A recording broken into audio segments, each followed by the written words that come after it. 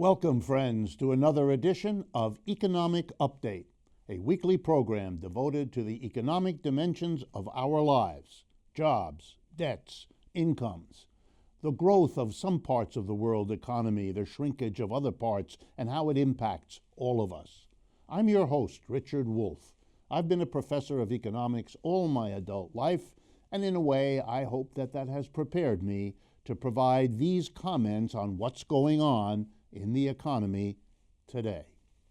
I want to begin by presenting to you some of the findings of the World Wealth Report.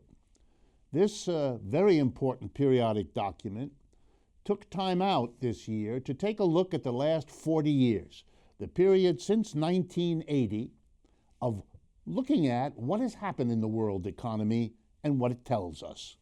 So important are these results that the Harvard Business Review for the month of March 2018 devotes a long, detailed article to this wealth report, and what I'm presenting to you is a mixture of what the report contains and what the Harvard Business Review also has to say about it. Let's start at the top and then look at it with some detail. Inequality in the world has sharply worsened over the last 40 years. Let me explain. There has actually been a shrinkage of inequality, less inequality, when you compare countries to countries. Mostly that has to do with the extraordinary improvement in the economic performance of China and then also India and Brazil. They have gotten relatively richer fast, and the rest of the world, particularly the older wealthy parts, Western Europe, North America, and Japan, have grown much, much more slowly, if at all. And so there's been a little less inequality country to country. But the price of that has been a staggering increase in inequality inside countries, literally all countries. Growing inequality in China, in India, as I will come back to, as well as in the United States, Western Europe, and Japan, and so on. That's what I want to talk to you about. Over the last 40 years, the share of income of the top 1% of people in the world, the richest 1%, in 1980, they together got 16% of the world's income. They were only 1% of the world's people. They got 16% of the world's income. By 2016, that share of the top 1% had risen from 16, which is what it was in 1980, to 20%. Wow. That means the rich got much richer. The rich got a bigger share. Not only did their income go up, but it went up faster than everybody else, so that everybody else had to make do with a smaller share. Let me look at this in some detail so you can see the most remarkable of it. From 1980 to the present, the income of the top richest 0.001%, that's really the richest of the rich in America, went up by 600%. You heard me right. From 1980 to 2016, the income of the richest 0.001% went up 600%. The bottom half of the American people, that's 160-odd million people, the bottom half saw no income increase at all over the last 40 years. That is, if you adjust the money they earned for the prices they had to pay, they went nowhere. I want to let that sink in. The richest people got an increase over 40 years of 600%, and the bottom half of the population saw no increase at all. In Europe, just to give you another kind of comparison, that top 0.001%, that income grew, but it grew 5 times more slowly than in the United States.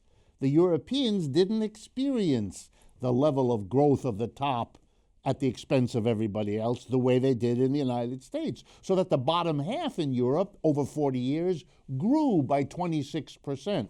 Over 40 years, that's not much, but it is better than zero, which is what their American equivalent, the lower half in America, was able to do.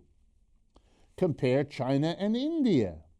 China grew much faster than India, but unlike India, it didn't have a growing inequality like the Indians did.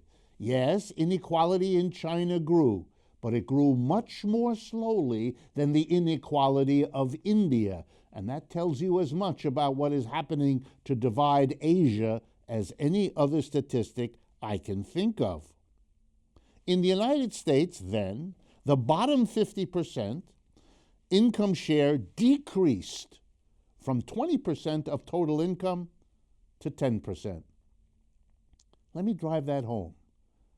The bottom half of the American people lost half of the share of total income produced in America compared to 1980. It has been a disaster for the bottom half, which is the biggest clue I can give all of you about how to understand American politics right up through Mr. Trump. But where the Harvard Business Review article falls down is to explain why did this happen? What causes this staggering growth? But even before I do that, I want to use these data to make a powerful point. We have been told for the last century that capitalism is going to enrich the rich, yes indeed, but we're all going to benefit because it's all going to trickle down. The rich being better off will make us all participate in their good fortune. These statistics show for the last 40 years that is cold stone wrong. That doesn't happen. It doesn't trickle down. Here in the United States, even more dramatically than anywhere else in the world, the rich got much, much, much richer, and the poor went absolutely nowhere. Nothing trickled, my friends. If you want to help the people, the majority, the bottom 2/3 of this country, you're going to have to help them. You're going to have to deal with them. The notion that you can make the rich richer and feel good that it'll all trickle down is revealed by the last 40 years to be the phony-only story it always was. As to some of the reasons, in 1980, the United States had the highest minimum wage in the world. But since then, the minimum wage, again adjusted for prices, how much the minimum wage actually pays you versus the prices you have to pay, the minimum wage has fallen by 30%. Let me compare that to France, where the minimum wage has gone from 1980 to the present up by 300%. It's tripled. Let me drive it home again. In the United States, the real minimum wage fell by 30%. In France, it rose by 300%. We're not talking small differences here. There's a reason why the bottom half in Europe didn't fare as badly as the United States, because they're treated better. They have a national health service and a national health insurance program that helps them. Higher education is becoming more and more costly in America, requiring families to take out debt. In more and more European countries, higher education is becoming free, no charge at all. Let me give you a little example that struck me. When Bavarian policymakers, Bavaria is the southern part of Germany, tried to introduce small university fees in recent years, a referendum was called in which the Bavarian people fundamentally and overwhelmingly rejected the imposition of fees. The two parts of the world, Europe and North America, are different, and nowhere does it show in the less serious inequality growth in Europe than in the United States. But fundamentally, capitalism has shown itself in the last 40 years to be an engine of unequal economic development. It is not the alternative. The only reason capitalism temporarily, after the 1930s, made less inequality was the massive uprising of people across the world demanding a better treatment than what capitalism was giving them. And they got it for a while. The New Deal in America, social democracy in Europe. But as soon as capitalism could recover and resume its normal momentum, its normal way of development, inequality was the gift it gives. No trickle down. Inequality is the cost of the capitalist system for the majority. I want to move next to an institution that isn't part of the normal capitalist arrangement here in the United States. I want to talk to you briefly about the YMCA. This is a charitable institution, been around in the United States for a long time, usually providing all kinds of services to working people, poor people, athletic facilities, social benefit programs of various kinds. But I want to talk to you about the problem of the YMCA because it illustrates a larger point. The YMCA in particular I'm going to talk to you about is the YMCA in Chicago, one of America's biggest cities. The head, the CEO, they call him, which is already a hint. The head of the YMCA, a social service organization, is given the same title as the head of a capitalist corporation, Chief Economic Officer, CEO. The CEO of the Chicago YMCA is Dick Malone. In 2016, his total income, salary and bonus, came to $580,000 for the year. That's over $500,000. The workers at the Chicago YMCA, the people who clean the YMCA buildings, who make sure that the water in the YMCA swimming pool is safe for children to go into, etc., earn in the range of, get ready now, $11 an hour to $15.50 an hour. Let's do that again. The workers get $11 to $15 an hour. The CEO gets $500,000 a year. This grotesquerie led to finally, after years, to the workers, those earning 11 to 15, to call a strike on March 1st of 2018. A one-day strike to protest this grotesque inequality. They were organized by the SEIU, the Service Employees International Union, and that negotiations between the two sides are continuing. Why did I bring this particular little strike to your attention? Because the inequality of capitalism spreads beyond the corporation. It is replicated, sadly, in institutions that are not profit-making, corporate-driven institutions. The YMCA is a social service organization. No one expects it to run a profit. No one demands that it compete against other social service organizations to earn a profit. Yet the infection, if you like, the disease of capitalism spreads and makes a YMCA replicate what goes on in corporations. Wild overpayment of the people at the top, gross underpayment of those who do all the work until it's unbearable.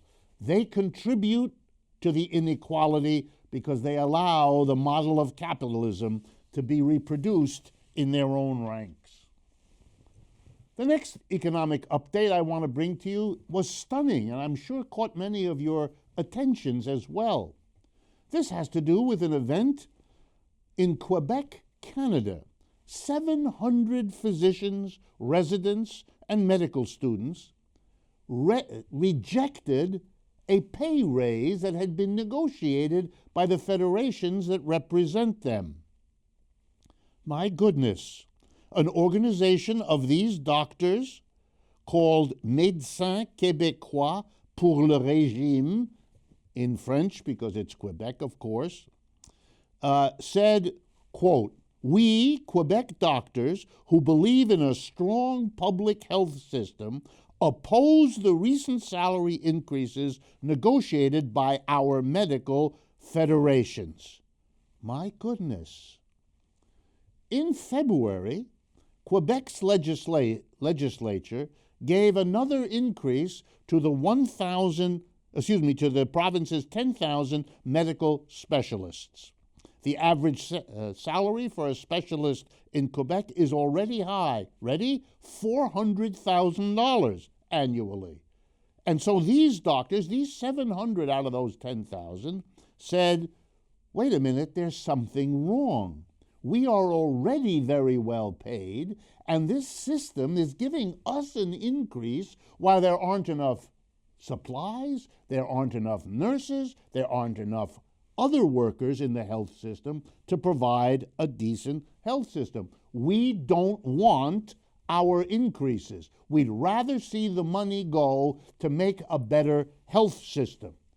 Now, I want to explain to all of you what this means. This is very important. It's not just about the generosity of these specialists. It's not just about the wonderful model of workers who care more about the service they're part of than grabbing a little more money for themselves. Granted, they're already very well paid.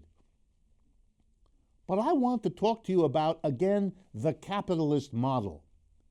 You pay the people at the top a great deal, and part of that money is to keep down everybody else. Because you know something? It's been learned by capitalists that if you pay the top a lot, you can avoid having to pay the mass of your workers what they really ought to be paid. It's cheaper to pay those at the top a lot more than it is to give everybody a fair shake. And so you're top-heavy with overpaid folks at the top. And you know something? This happens everywhere outside of the corporation and in it. Corporate executives at the top are paid enormously, and part of their job is to manipulate and control everybody else, because the people who run the system understand in the end it's cheaper to pay the top a lot more if it avoids having to pay the mass of people a decent salary. You see it in the university with top-heavy folks at the top, at the administrators. You see it at the Ymca. You see it in the medical profession. You see it everywhere. Messing up the average worker by overpaying those at the top and telling them, we'll pay you extra, you keep the lid on all of those fellow workers. Well, 700 courageous doctors and medical professionals in Quebec understand this game and said no. As if to illustrate it, here's the next update. The Ymca, which is a organization of lecturers and other staffs in universities across the United Kingdom, started a 2-week strike period on March 1st. Why? Because, again, the conditions of their teaching and the quality of the education they can bring to the people of Britain is being attacked, and they won't have it. Another example, Oklahoma. Oklahoma is a state here in the United States which has the following statistic it has to be ashamed of.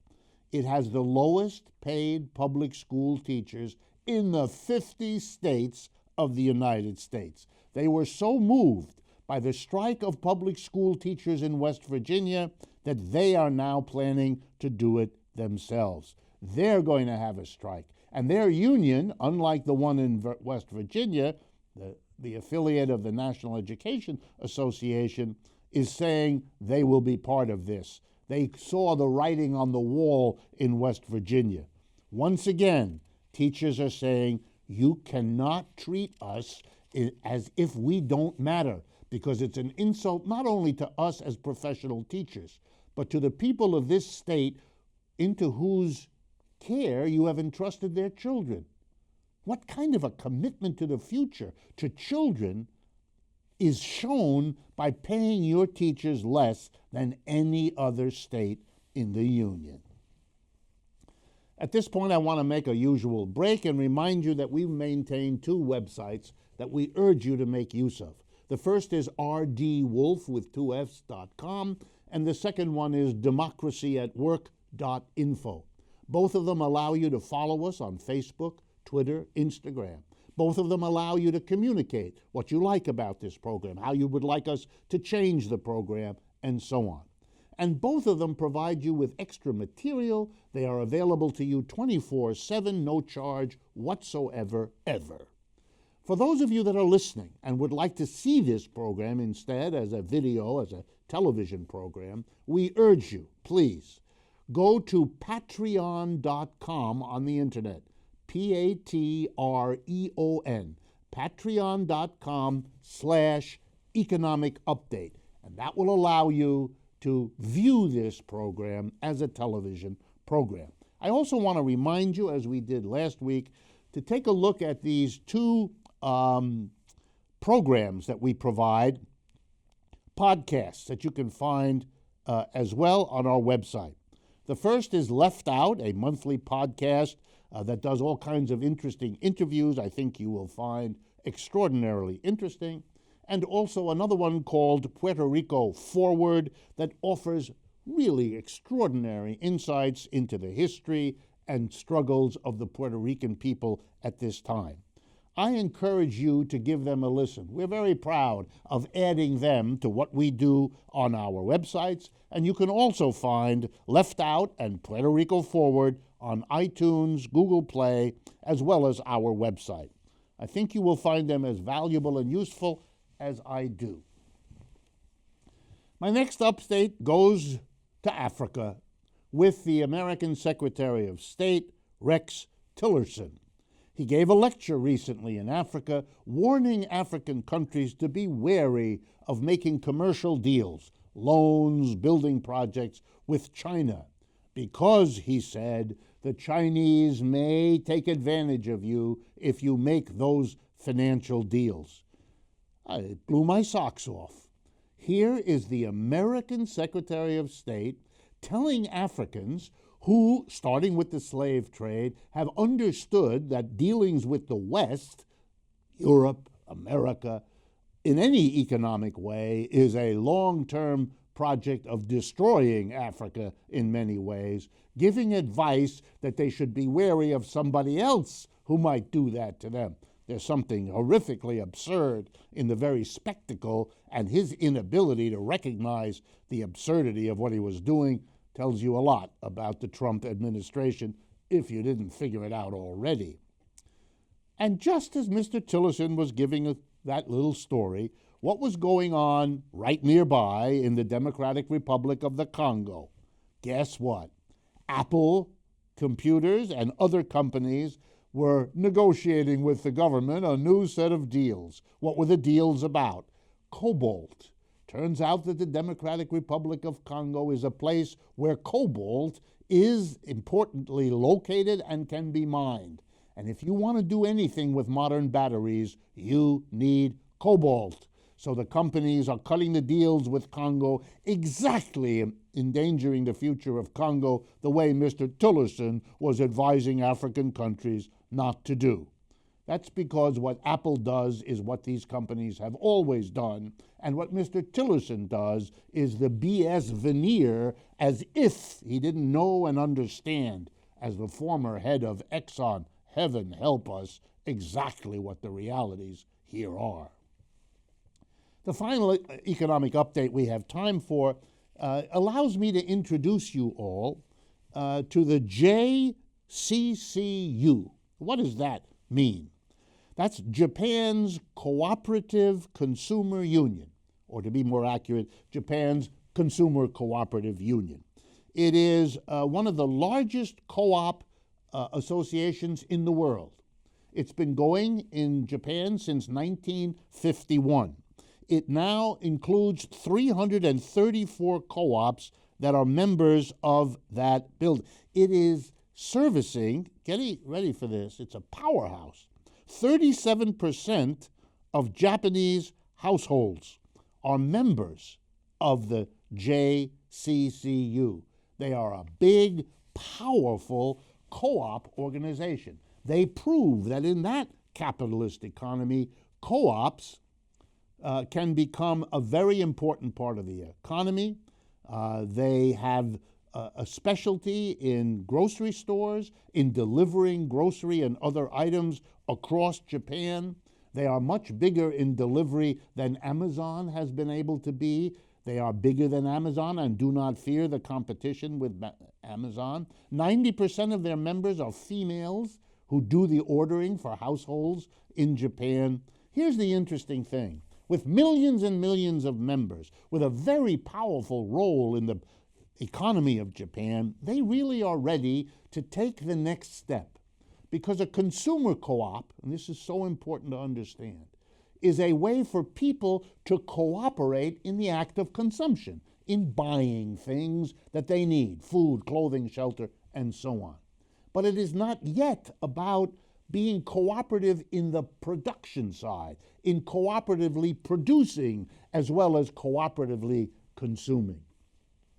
What could be done by consumer co-ops is to say, what we consume collectively and cooperatively, we also want to see produced in that way. We want to see a production side of the economy. The enterprises where goods and services are produced, factories, offices, stores, we want them to work cooperatively in the same spirit that we have consumed cooperatively.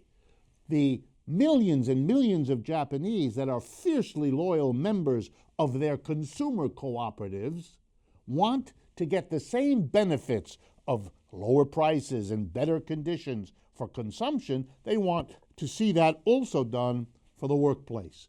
Better conditions, better solidarity, a better life. What they're not willing to say yet, but I'll say it for them.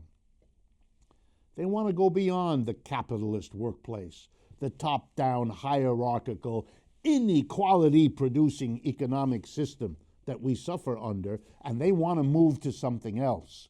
They've already figured it out by cooperatively buying. Now they want to take the next step, which they are uniquely powerfully positioned to do in Japan because they've done such a fine job of the consumer cooperation. Now we can move on to cooperatizing the workplace, or as we like to say here, democratize the workplace. Make it be a place that serves people, not requiring people to serve it.